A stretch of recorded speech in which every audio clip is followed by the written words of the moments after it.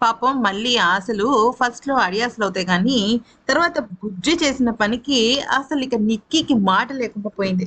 Matter ఏంటంటే సిద్ధు కావాలని మళ్ళీ నేర్పించడం కోసం భోజనం తీసుకొని రమ్మంటాడు. అయితే ఆ తర్వాత భోజనం నోరు మూసుకొని పెట్టు అని చెప్పేసి తనని బెదిరిస్తాడనమాట. సరే భోజనం పెడుతున్న సమయానికి బుజ్జి అనుకుంటాడు ఏదోకటి చెయ్యాలి. నేనెళ్ళకూడదు డైరెక్ట్‌గా వీళ్ళ పని చెప్తానని చెప్పేసి ఇమ్మీడియేట్‌గా నిక్కీకి ఫోను చేసి ఒక ఫాల్స్ వాయిస్‌తో అంటే తన వాయిస్ కాకుండా వేరే వాళ్ళు మాట్లాడుతున్నట్టుగా మాట్లాడతాడనమాట. అయితే నిక్కీ ఫస్ట్ కన్‌ఫ్యూజ్ అయ్యి తర్వాత సిగ్నల్స్ సరిగ్గా అందట్లేదు అన్న నెపంతో నిక్కీని బయటికి పిలిపిస్తాడు. పిలిపించిన తర్వాత తన మూతి నొక్కేసి ఒక గదిలోకి పడేసి వాళ్ళ అమ్మని అంటే మైత్రేయిని ఆదికేశవ, రమ్య బంధించినట్టు, వాళ్ళ అమ్మ భయపడుతున్నట్టు ఒక ఆడియో మెసేజ్‌ని వినిపిస్తాడనమాట.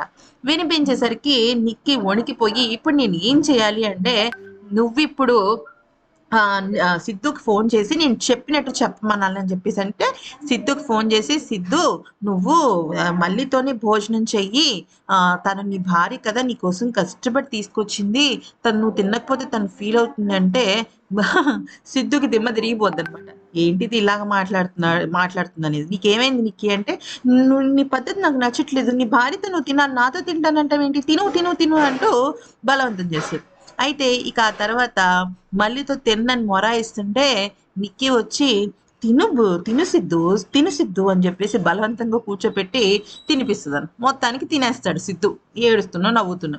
ఆ తర్వాత వాళ్ళ అమ్మకు ఫోన్ చేస్తుంది ఎవరికి మైత్రికి ఫోన్ చేసి వెళ్ళిపోయారా ఆదికేశవ రమ్య వాళ్ళంటే వాళ్ళు వెళ్ళిపోవడం ఏంటి అంటుంది.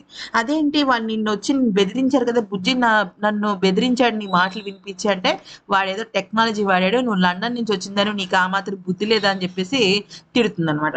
సో మొత్తానికైతే మాత్రం బుజ్జి నిక్కీని చెడుగుడు ఆడుకోవడమే కాకుండా మల్లిని హ్యాపీ చేసేస్తాడనమాట. ఒక్కసారిగా మల్లి కూడా హ్యాపీ.